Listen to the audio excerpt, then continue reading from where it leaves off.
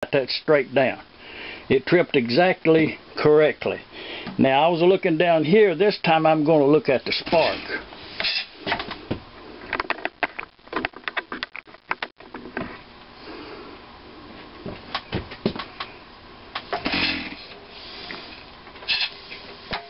Y'all see it? We can tighten everything up. We're good to go. And now when I move this measurement here, then that also moved this tension on the springs.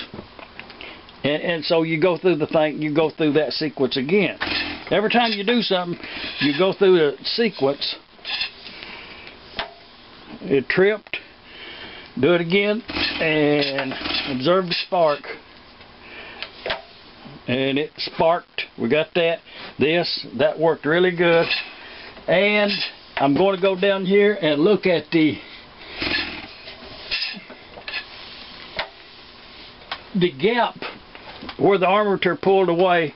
It increased a little bit, but not a quarter of an inch. So we're good to go there. The other adjustment is these springs, how tight they should be. And I think, kind of quoting the book, it says to tighten up this front one right here to the position where this one's almost closed. So I made some tightening up there. Let's go through it again now.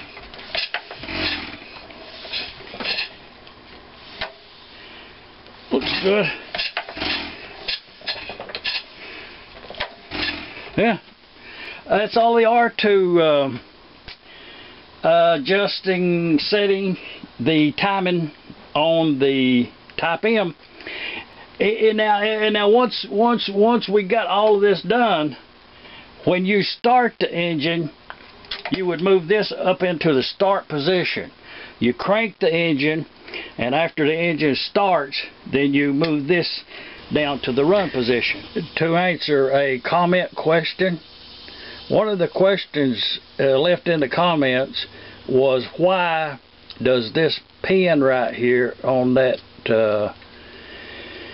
exhaust arm right there, that roller pin mechanism, why does that hit this eccentric part right here on the back side? Why is that so close right in there? And I'll show you why. One of the reasons is this eccentric right here can get worn really bad inside, and this arm right here, this spring wears one side of that more than the other one, and it keeps wanting to pull that to one side or the other. The other reason for that amount of wear, and what it is, it's just the end, this right here, that's a hitting that. And the reason, this is a really good example of how bad that this bushing is worn into that housing right there. It's if you can see, it's a lot of wear on that side, and over here it wore that way under in an egg shape, and then wore that so thin it's half gone. So this one right here would have really, and that's been replaced right there too, but this one would really have been loose, sloppy fitting.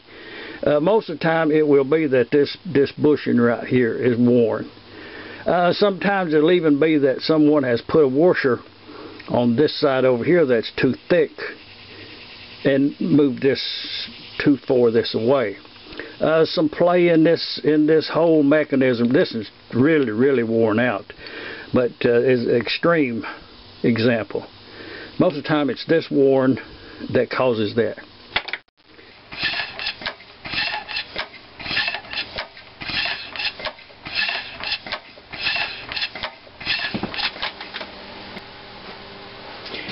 Decals. Let's put them decals on there. And first off, I need to get that distance between that baling wire and, yeah, that's plenty of room. We can get that in there. The decal, it's time to put one of them on yonder. So you get that you get that there plastic, that back part off of that decal, it's gonna be kind of tricky to get that up in there. You know what? To get us a lead, let's put that piece of paper right on the front of that. Then we can get that piece of paper, bring that all the way up here, about right there. Kind of stand back, look at it. It's too high on one end, so let's bring her back a loose and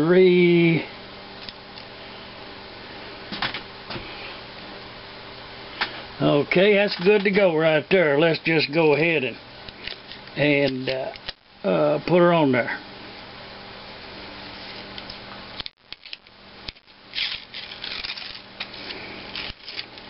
This one right here had some bad paper on it. We'll see how to stick.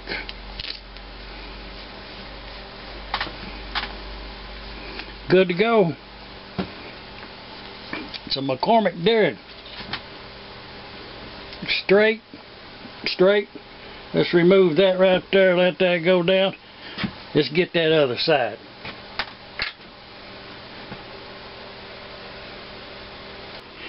The main important thing is to get it straight up and down. Equal amount front and back. About right there is where it needs to go. Let's put her on there. A couple of things comes to mind that is kind of important. This lever right here, when you are performing this ignition timing adjustment, this lever should be in the run position. And another thing of importance is the gap right in here between the armature and that pole piece right there on both sides should be, you know, no more than 1/4 of an inch, less than 1/4, let's say.